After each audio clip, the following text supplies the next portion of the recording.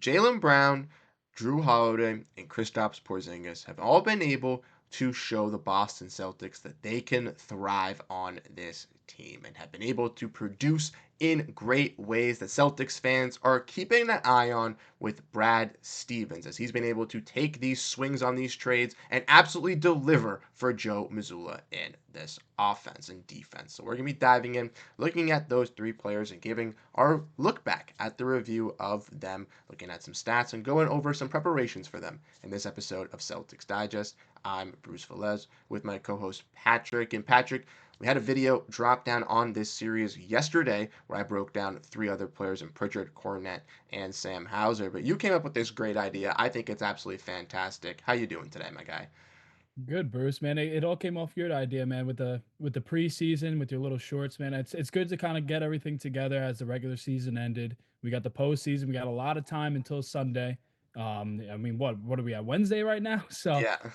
we got a decent amount of time. So it's good to look back and see all the positives from this season and what guys were able to step up in a way coming from last year to this year and how complete this team really has turned into. 100%. I completely agree. And I love that we can be able to dive back and look at this. So thank you guys for showing your support and letting us know your thoughts down below in the comment section. Patrick, let's dive in. Let's get into it here. Sure. As we're going to dive into some of these players. And the first player we're going to be looking at is Jrue Holiday. And Jrue Holiday has been one of those impactful players for this Celtics team over the two seasons or season yeah 2 seasons at this point that he's been here for this Celtics squad. But even though he's had a little bit in a dip this season in his stats, he still has been a solid player. If you want to dive in and look at Holiday's stats for the year, you can see averaged 11.1 points, 4.3 rebounds, and 3.9 assists, while getting around one steal per game as well, averaging 44% from the field and 35% from three. Obviously, the shooting corner threes dropped around 30%, which we'll get into a little bit. But when you look at Jrue Holiday, when you think of Jrue Holiday this season, what really stands out to you with him?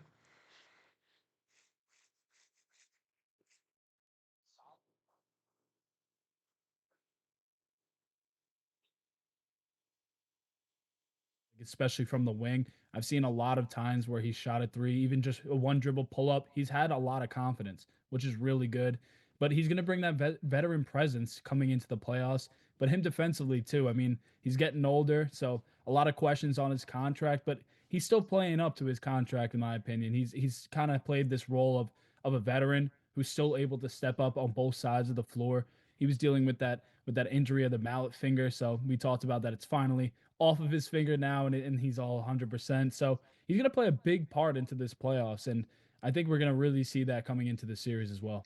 100%. And I really think he's going to be a viable piece for the Celtics team in the playoffs. We want to look at some stats surrounding Jrue Holiday. We see from Wayne Spooney of First at the Floor here that Tatum assisted 51 of Derrick White's 265 threes, and that was 20 more than the next Celtic and Jrue Holiday. But Jrue Holiday and Derrick White have a key connection within this Celtics team, obviously being part of the stock exchange, but working, like you said, defensively as a good pairing and offensively as the playmakers. Now, we did talk about his shooting percentages going down, specifically in the corners, where he had around 60% in the corner last year, now around 30%. So taking a big, steep drop off. But like you mentioned, has taken some smart shots and has been able to deliver in key impacts for the Celtics team.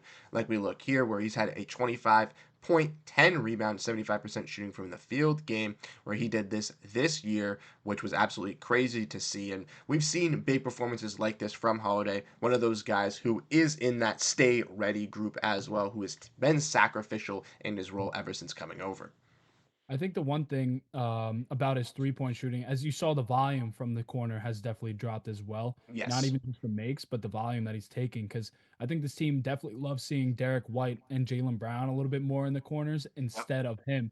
So that's why I'm saying him on the wing, taking those threes, he has a lot more confidence in, and just giving him an open floor to work as more of a point guard as well when he's needed to. I mean, they love to have Jaylen Brown, Jayson Tatum, Derrick White bring up the ball, but they are confident with him bringing up the ball as well and being a playmaker. So him being on the wing instead of the corner, like hiding him a little bit, they want to utilize him a little more and get him more involved on the offense and in many different ways, even just like being a spot up shooter from the corner. They don't want that from Jrue Holiday. They want him to be more involved in the offense. So I think that's definitely a part of the change of his game, but also just everyone else stepping up as well on the stats side. We know how many guys that the Celtics have that can go out and do a lot of things on offense. So You're not going to have five guys averaging 30 points per game. Not saying that Jrue Holiday would, but I mean, 11 points per game. The points got to spread around somewhere else.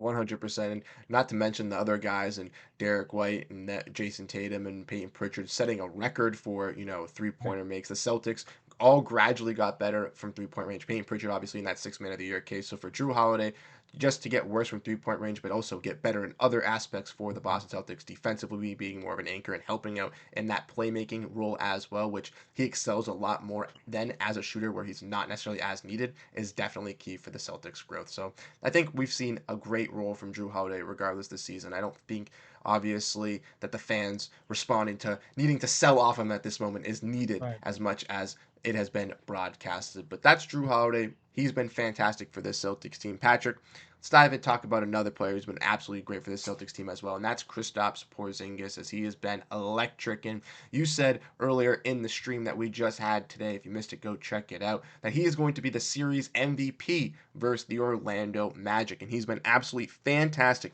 for this Boston Celtics team this season. If we want to dive in and look at some stuff from Porzingis, we see from Jake Eisenberg that he's led the league in points per post up again this season at 1.19. But last year, he led it at a higher rate at 1.30. Now, we discussed that using some double big lineups and with the ascension of Luke Cornett, this could be the thing, but Porzingis has still been dominant from the post regardless, nonetheless. Yeah, he's definitely taking more advantage of the smaller guy down low. But I think that he has fallen in love a lot more with those free throw line pull ups. So he's not really on the low block. So I don't know how they're going to kind of count these post ups because he will kind of post up and size guys up from the free throw line. But I think they're really just talking about the low block here. But he does like taking those long threes, like we were just talking about.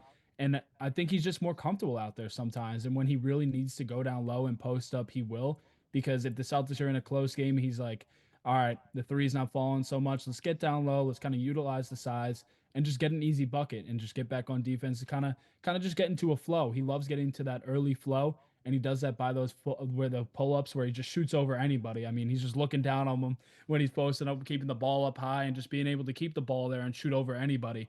So I think that has evolved a little bit more. So I think that we're just going to see that type of player in Porzingis. I think he's going to post up when he's needed to.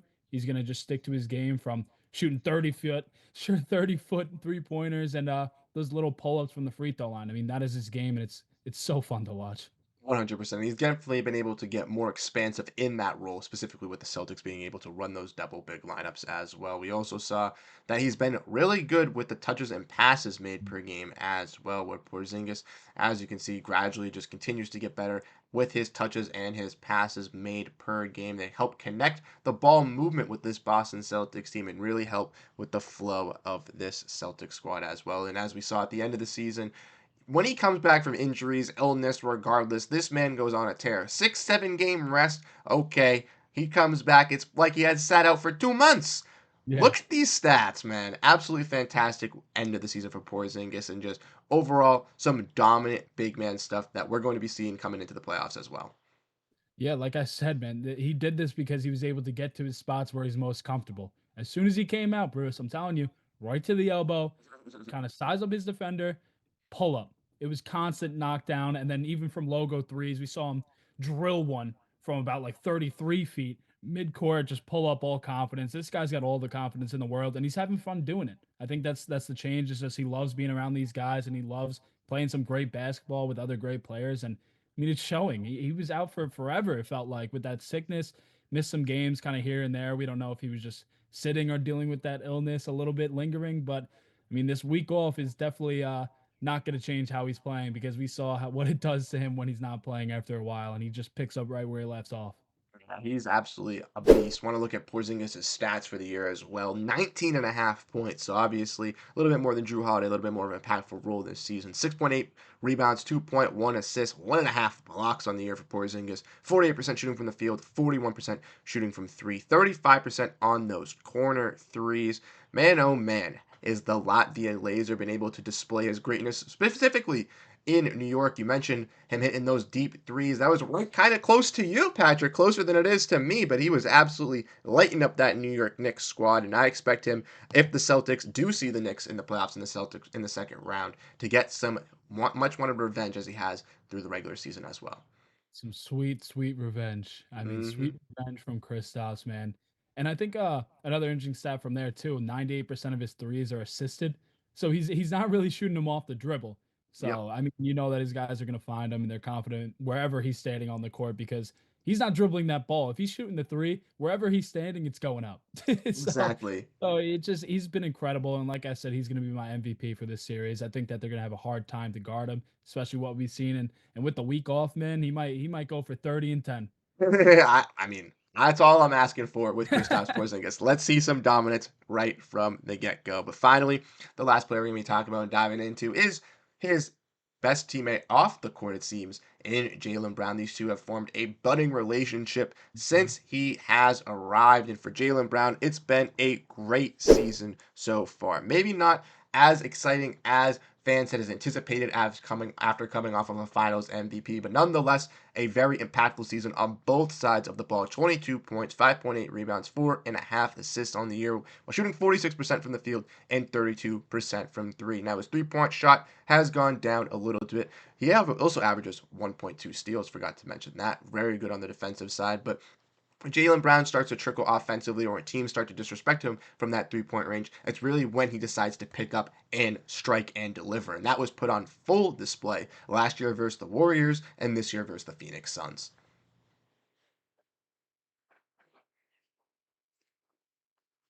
Mm-hmm.